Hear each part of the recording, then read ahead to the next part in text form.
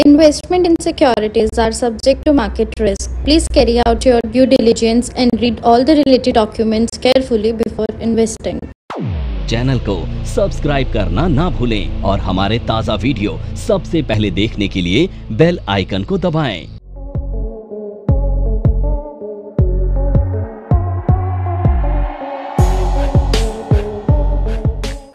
तो आज हम जिस कोर्स को शुरू करने वाले हैं उसका नाम है advance level of smart investor.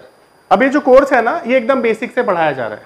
ठीक है, आप सभी लोगों को मैं ये मान लेता हूं, अज्यूम कर लेता हूं कि मार्केट में कुछ भी नहीं आता।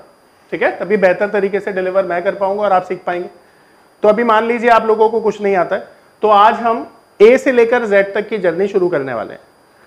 तो इस कोर्स में हम 4 चीजें पढ़ेंगे अगले 3 महीनों में। तो सबसे पहली जो चीज है ना, वो है बेसिक स्मार्ट इन्वेस्टर। ठीक है, ये हमारा बेसिक कोर्स रहने वाला है जो आज शुरू करेंगे हम।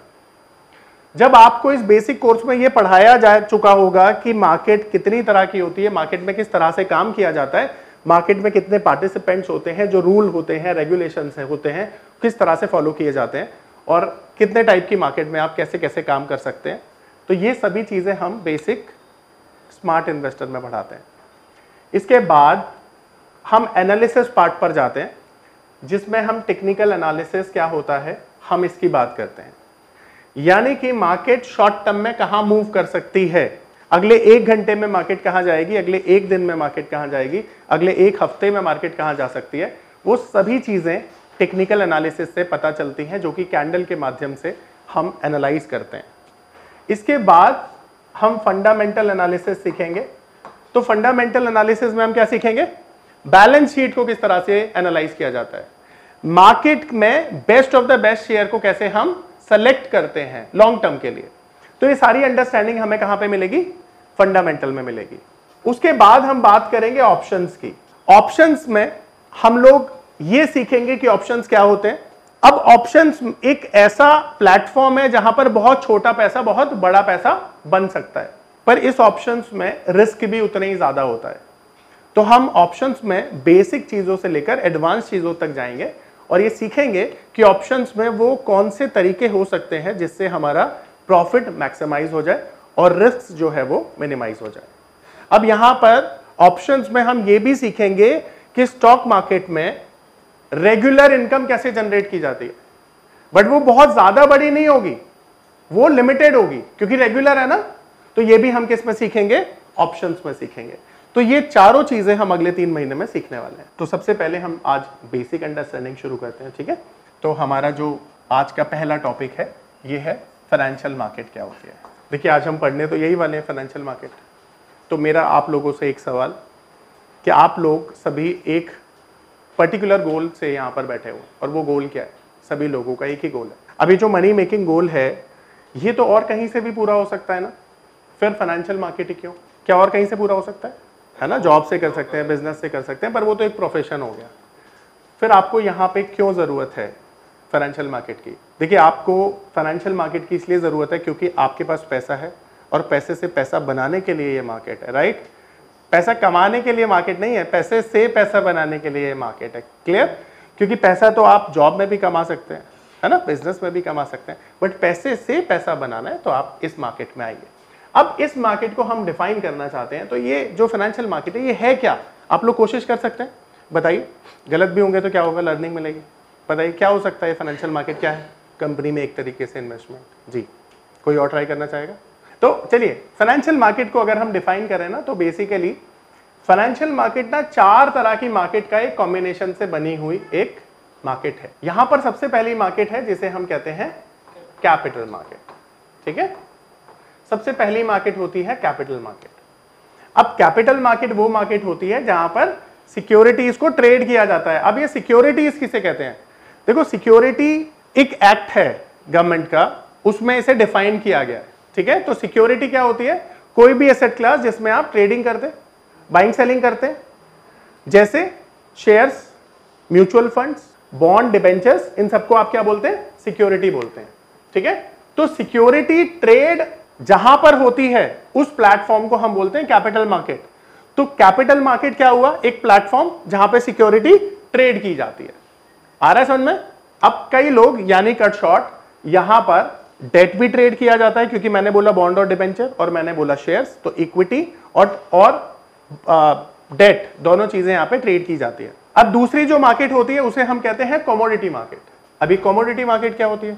कमोडिटी मार्केट वो मार्केट है जहां पर कमोडिटीज ट्रेड की जाती हैं। आप लोगों ने अक्सर देखा होगा, बहुत सारे लोग गोल्ड, सिल्वर, क्रूड, कॉपर इन सब में काम करते हैं, तो इन सब में जो लोग काम करते हैं वो कमोडिटी मार्केट होती है। ठीक है, तो शेयर मार्केट की तरह ही हमारे पास एक और मार्केट है जहां पर हम कमोडिटीज में काम कर सकते हैं, उसी मार्केट को हम बोलते हैं कमोडिटी मार्केट। अब तीसरी जो मार्केट है उसे हम कहते हैं करेंसी मार्केट। अब आपने क्रिप्टोज का नाम सुना होगा और आपने फिएट का नाम सुना होगा। ठीक है, दो तरह की करेंसीज होती हैं, वैसे और भी बहुत सारी करेंसीज होती हैं, जैसे प्लास्टिक करेंसीज भी होती हैं, जैसे क्रेडिट कार्ड, डेबिट कार्ड, उनको भी बोला जाता है, पर मेजरली हम दो तरह की करेंसीज यहाँ पर समझते हैं। सबसे पहली आजकल बहुत ट्रेंड में है जिसे हम बोलते हैं क्रिप्टो। तो क्रिप्टो का तो इंडियन मार्केट से कोई लेना देना नहीं है, ठीक है, क्योंकि क्रिप्टो रेगुलेटेड नहीं है आरबीआई से और भारत सरकार से। तो क्या रेगुलेटेड है, क्या लीगल टेंडर है हमारे देश में? Fiat currency. तो हमारी फिएट करेंसी कौन सी है? आईएनआर।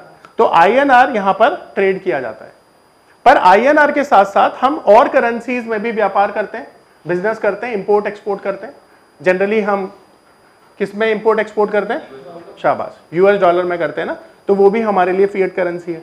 तो अब यहां पर दुनिया में यूज होने वाली सभी करेंसियां ना, पर मेजर करेंसीज जैसे यूएसडी, यूरो, पाउंड और येन, ये चार मेजर करेंसी हमारे इस प्लेटफॉर्म पे ट्रेड की जाती हैं।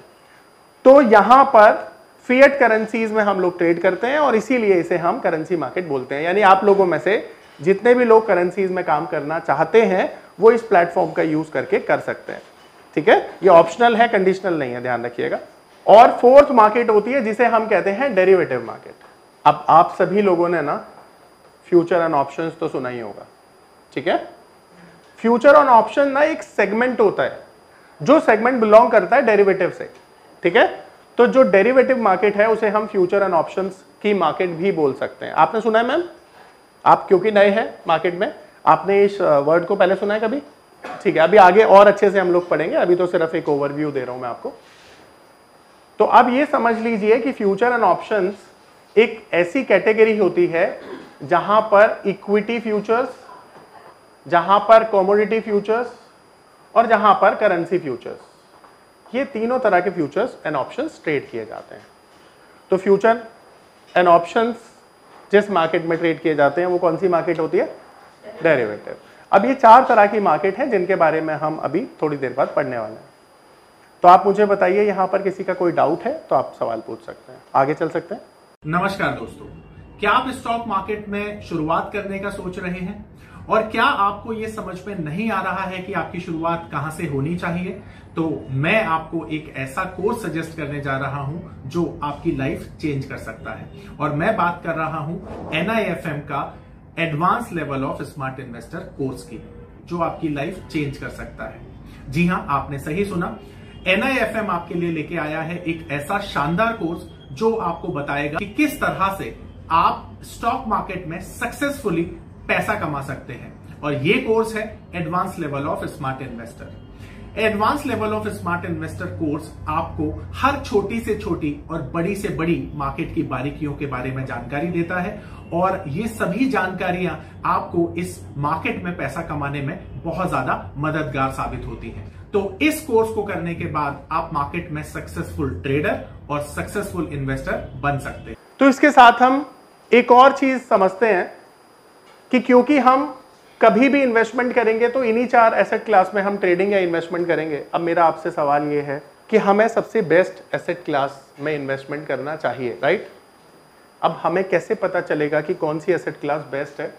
उसके लिए हमें सबसे पहले ये पता होना चाहिए कि कितनी तरह की एसेट क्लास में हम इन्वेस्टमेंट कर सकते हैं, राइट? तभी तो हम क्लासिफाइड करेंगे और डिफरेंस करेंगे। तो आप लोग मुझे बताइए कितनी तरह की एसेट क्लास हो सकती है जिसमें हम इन्वेस्टमेंट करते हैं नॉर्मली, ट्रेडिशनली हम लोग कहाँ कहाँ इन्वेस्टमेंट करते हैं? सबसे पहला गोल्ड, सिल्वर भी लिख दूं, लैंड, ओके ठीक है जी, इंश्योरेंस मान लेते हैं, फिक्स डिपॉजिट, और बोलिए। ये पता है मैं लिखने के लिए तो सारे लिख सकता हूं, पर आपसे क्यों पूछ रहा हूं? ताकि आपका दिमाग एक्टिव रहे। बताइए कहाँ कहाँ कर सकते हैं? सोचिए, आपके पास 1 करोड़ रुपया है, अब आप बताइए कहाँ कहाँ डालेंगे? तो आपके पास ऑप्शंस आ जाएंगे बहुत सारे। क्रिप्टो है ना, क्रिप्टो में भी तो डाल सकते हैं, वैसा आजकल तो बहुत ट्रेंड में, और सोचिए कहाँ डाल सकते हैं, बॉन्ड में डाल सकते हैं। और बताइए एसआईपी क्या होता है, मैं आपको आगे समझाऊंगा। आपने एक एसेट क्लास छोड़ दी, सोचिए कहाँ पे एसआईपी करते हैं आप लोग ज्यादातर, म्यूचुअल फंड, है ना।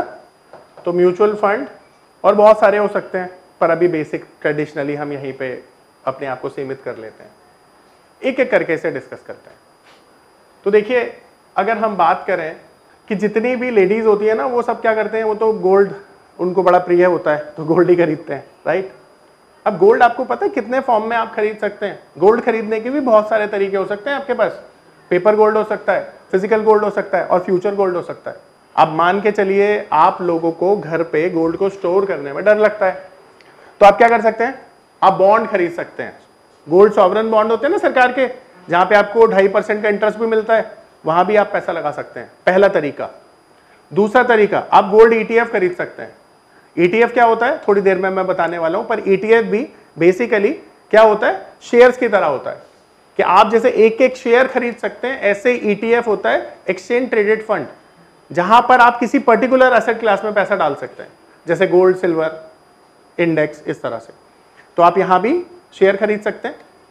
तीसरा तरीका होता है कि ज्वेलर के पास जाएं, ज्वेलरी बनवा लें। और चौथा तरीका क्या हो सकता है कि आप फ्यूचर्स में खरीद लें। पेपर तो हमने शुरू में डिस्कस कर लिया, तो आप फ्यूचर खरीद लें गोल्ड का, ये भी हो सकता है। ये 4 तरीके हो सकते हैं। अब जो लैंड है यहां पर भी हम इन्वेस्ट कर सकते हैं, मकान, दुकान, फॉर रेजिडेंस, है ना। और बहुत सारे तरीके हो सकते हैं जहां पे आप लैंड में इन्वेस्ट कर सकते हैं। पर यहां पर ना आप छोटा पैसा भी लगा सकते हैं, पर यहां तो छोटा पैसा लगेगा ही नहीं भाई। लैंड कौन सी 1,00,000 2 लाख रुपए की आती है, करोड़ों रुपए की आती है ना। और यहां तो तुम 1,00,000 2 लाख छोड़ो, 1,000 रुपए से शुरू कर सकते हो इन्वेस्टमेंट।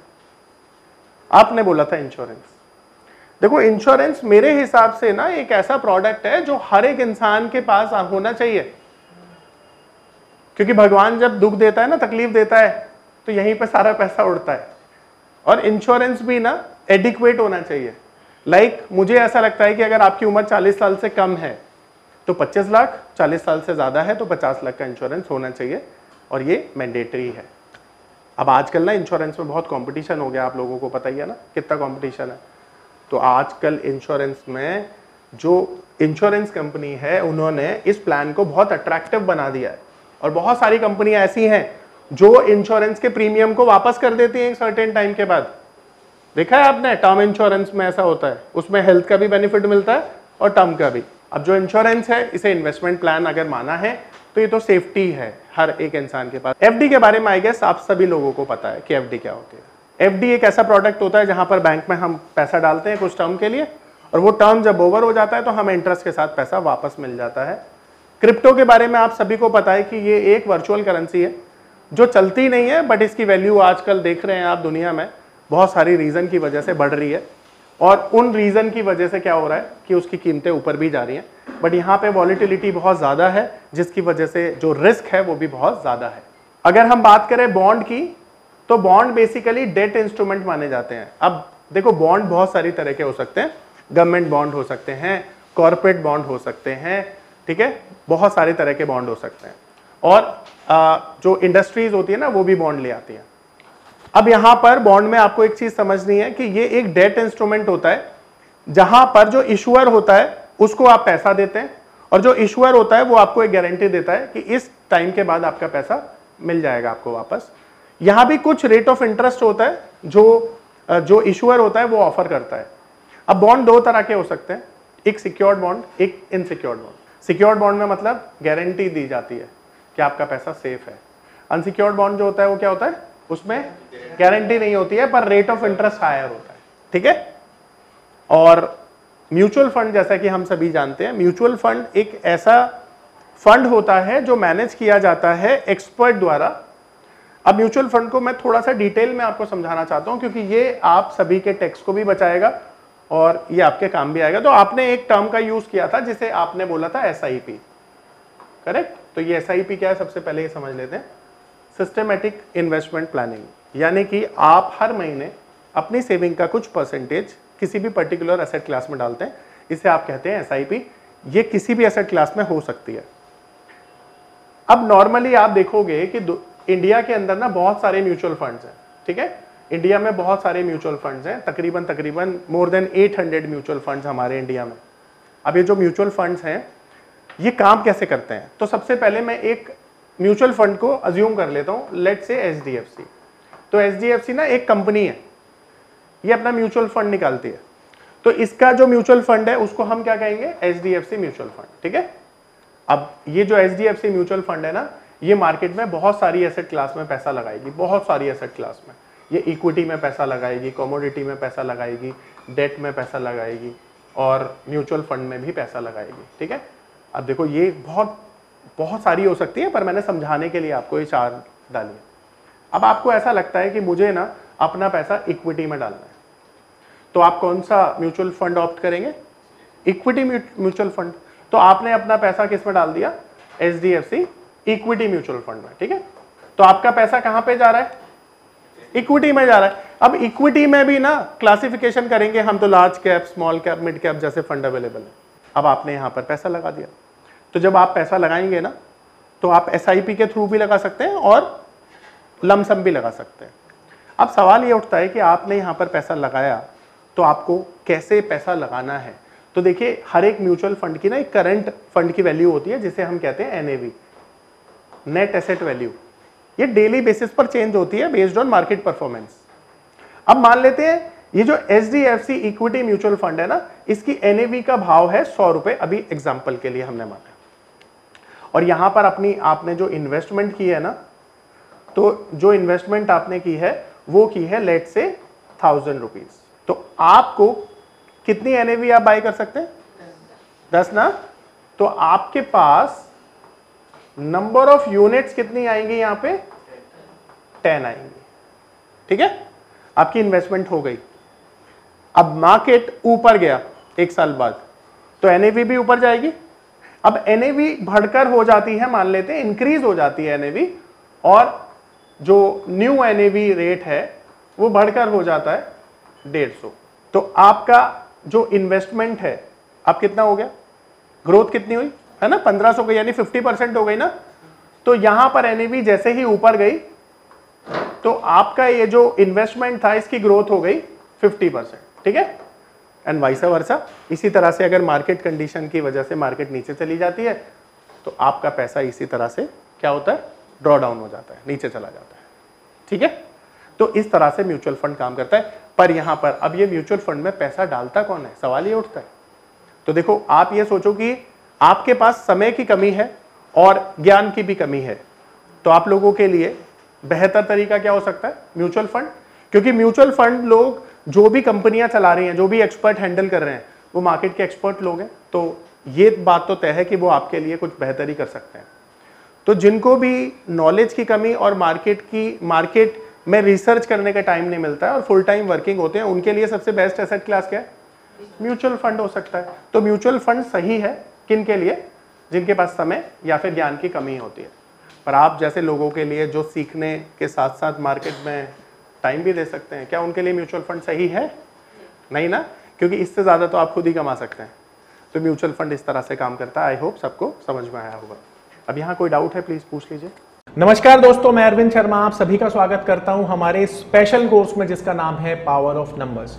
आपने गेम थ्योरी के बारे में तो सुना ही होगा, आपने सुना होगा एलियट वेव थ्योरी के बारे में। यह दुनिया की सबसे तीसरी ऐसी बड़ी थ्योरी है जिसे हमारी टीम ने 10 सालों की कड़ी मेहनत के साथ डिकोड कर लिया है। यानी कि यह नंबर थ्योरी इतनी पावरफुल है कि इसे करने के बाद चाहे आप इन्वेस्टिंग करते हैं या आप करते हैं ट्रेडिंग, आपका जो अनुभव होने वाला है ट्रेडिंग और इन्वेस्टिंग के दौरान वो इतना बेहतरीन होने वाला है कि आप देखेंगे कि आप मार्केट से हर रोज पैसा कमाएंगे, हर दिन पैसा कमाएंगे। ये पावर ऑफ नंबर थ्योरी इतनी बेहतरीन थ्योरी है कि इसे करने के बाद आप एक अलग अनुभव करेंगे और आपको लगेगा कि शायद इसी चीज की आपको तलाश थी। बहुत सालों की ट्रेडिंग के बाद, इन्वेस्टिंग के बाद आपको शायद ऐसे प्रोडक्ट की जरूरत थी जो मार्केट में आपको वो कॉन्फिडेंस दे पाए, जिस कॉन्फिडेंस के साथ आप रोज पैसा कमा पाए और जितना आप चाहें उतना पैसा कमा पाए। तो हमारी ये जो पावर ऑफ नंबर थ्योरी है, ये आपको आपकी सभी इच्छाओं को पूरा करने के लिए है और आप देखेंगे कि इस थ्योरी को करने के बाद जो आपका कॉन्फिडेंस है, आपकी जो एक्यूरेसी है, आपकी जो क्षमताएं हैं मार्केट से पैसा कमाने की, वो बहुत ज्यादा बढ़ जाएंगी। और आप देखेंगे कि जो आपने आज से पहले अनुभव नहीं किया था अपनी ट्रेडिंग के दौरान या इन्वेस्टमेंट के दौरान, आप इतना बेहतर अनुभव करेंगे इस कोर्स को करने के बाद।